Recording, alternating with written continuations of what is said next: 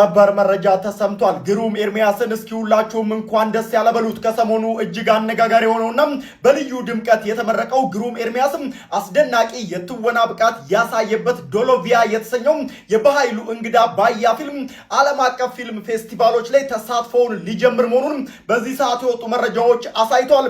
የኢትዮጵያ ፊልም ወዴት እየሄደ ነው ያስባለ ስራ የተሰራበት ዶሎቪያ ፊልም ታዲያ አሁን ላይ ለተወሰኑ ጊዜ በሀገራችን በዓለም ሲኒማ በጋስት ሞል በአድዋ ዞሬ ዞሮ እንዲሁም በመንግስት ሲኒማ ቤቶች ማለትም በሲኒማ ኢትዮጵያ በአምፒር ሲኒማ እንደዚሁም ደግሞ በአምባሳደር ሲኒማ ቤቶች እየታየ ይገኛል። ፊልም ታዲያ ለጥቂት ቀናት ብቻ ስለሆነ በሀገር ውስጥ የሚታየው ሁላችሁም በእነዚህ ቦታዎች ሄዳችሁ እንድትመለከቱም ተጋብዛችኋል። እኔ በግሌ ታዲያ ምርቃቱ ላይ ተገኝቼ የተመለከትኩት ሲሆን ሁላችሁም ታዲያ በዚህ በቀሩት ጥቂት ቀናቶችም በየሲኒማ ቤቶቹ በመገኘት ይህንን ድንቅ ፊልም እንድትመለከቱ እንደዚሁም ደግሞ የሀገራችን ፊልም ምን ላይ እንደደረሰ እንድታዩ ጋብዣችኋለሁ። ተመልካቹን ያከበረና የኢትዮጵያን ፊልም ለዓለም ለማስተዋወቅ እድል የሚከፍት መሆኑም የዚህ ፊልምን ልዩ ያደርገዋል። ዶሎቪያ ፊልምን ተመልከቱ።